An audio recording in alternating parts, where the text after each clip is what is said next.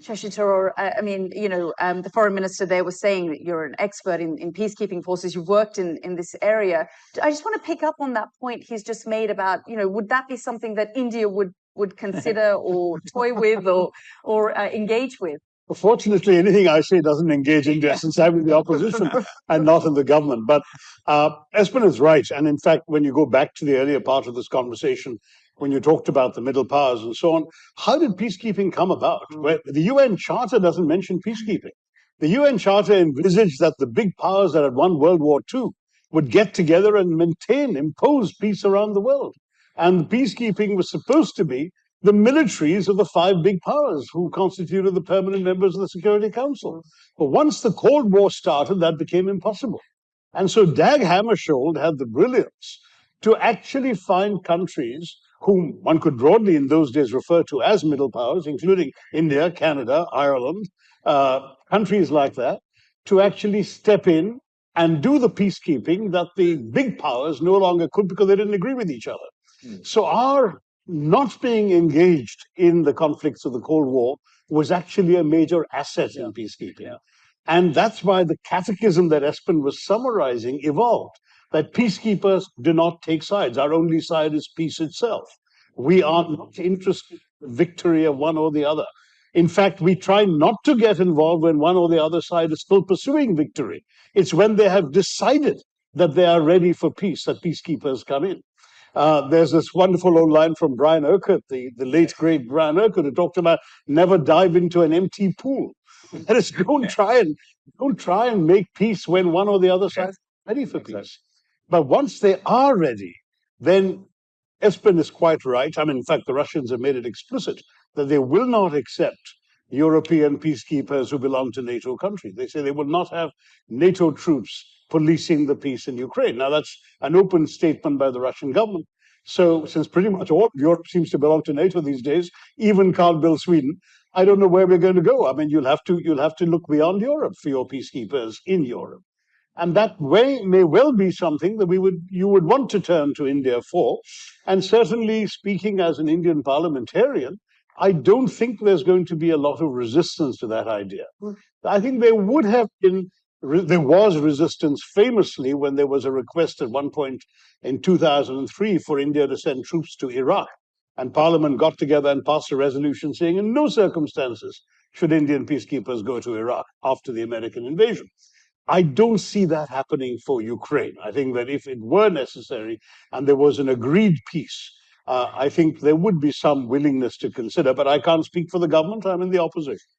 I know you're in the opposition and you're not in government, but given the state of play right now with Russia and Ukraine and this conflict and President Trump's position, are you glad that India took the position it did? I mean, it carried on buying Russian oil and gas, for example. Yes, I'm still wiping the egg off my face because I was the one person in the parliamentary debate who actually criticized the Indian position at the time, back in February 22, on the well-worn grounds that Espen will understand, because he and I talked about all this in my UN days, that there was a violation of the UN Charter, that there had been a violation of the principle of the inviolability of borders, of the sovereignty of a member state, namely Ukraine, and we had always stood for the inadmissibility of the use of force to settle international disputes. And all of those principles, I said, had been violated by one party, and we should have condemned it.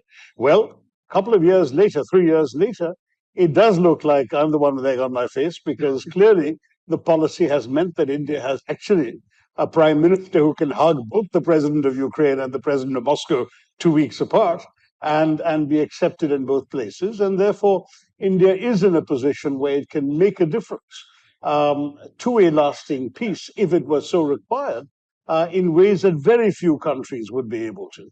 And it's partially, I mean, again, going back to some of the things that Stephen Harper and Espen said, distance helps. The fact that we're not in Europe and we're not directly, one way or the other, threatened or benefiting from any change in territorial borders, for example, that helps. The fact that the two parties seem to be ready to agree to peace. The fact that there would presumably be some very serious international backing for an international peacekeeping venture. I mean, all of those things have to be borne in mind before you answer the question that you just asked, Yamba. As an Indian government a person making such a decision, those considerations would really have to be uppermost before they say yes or no. But I can see it entirely possible that in these circumstances, India would say yes. Fascinating. Remember, India's got 250,000 peacekeepers in its history around the world. Yeah. It's participated in, God knows, 49 peacekeeping missions, I think, in its history. So this is a country with an extensive record of having gone out to places far removed from India's direct interests in order to serve the cause of peace. Yeah. So why not? Yeah. Fascinating. I'm going to bring in a former Prime Minister, Musa, because, of course, Mali has, dealt with a number of peace agreements. One that about a year ago collapsed, even though Mali was bleeding for some time. There was a peace agreement. The different warring sides had come to the negotiating table. Do you think that you've been failed by, external forces interfering in the affairs of your nation? Thank you very much. As you said, our country has signed at least 3 peace agreements the last 30 years. And one of these agreements was signed under the United Nations involvement and with peacekeepers. And finally, our leaders decided to fire the peacekeepers of the United Nations. But my understanding of what happened is the lack of political will, seriously, especially from the government. And if the government, we should settle the peace agreement, doesn't really want to move forward in the peace system, it will not work. This is the first thing. The second is the advantage taken from peace compared to the status quo. Both sides, we signed the peace agreement with rebellion group. From the rebellion group side and the government side, the status quo was comfortable, more comfortable than going to the settlement of the peace agreement. This is also something very important for the success of the peace process.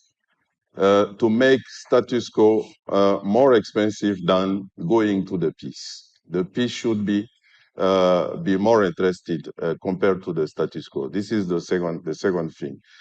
The first is the mediator and the neutrality of the mediator, or the perception of the neutrality of the mediator. In our case, Algeria, our neighbor country, has been always involved in the different peace agreements. And Algeria looks like not really neutral on this stage. Also, that disturbed a lot the peace agreement. And finally, the soldiers who lead the country now, they decided to cut the peace process and try to internalize the peace process. They are not doing well, but the will to internalize also is interesting. For me, the most important thing for the peace in the country is internally.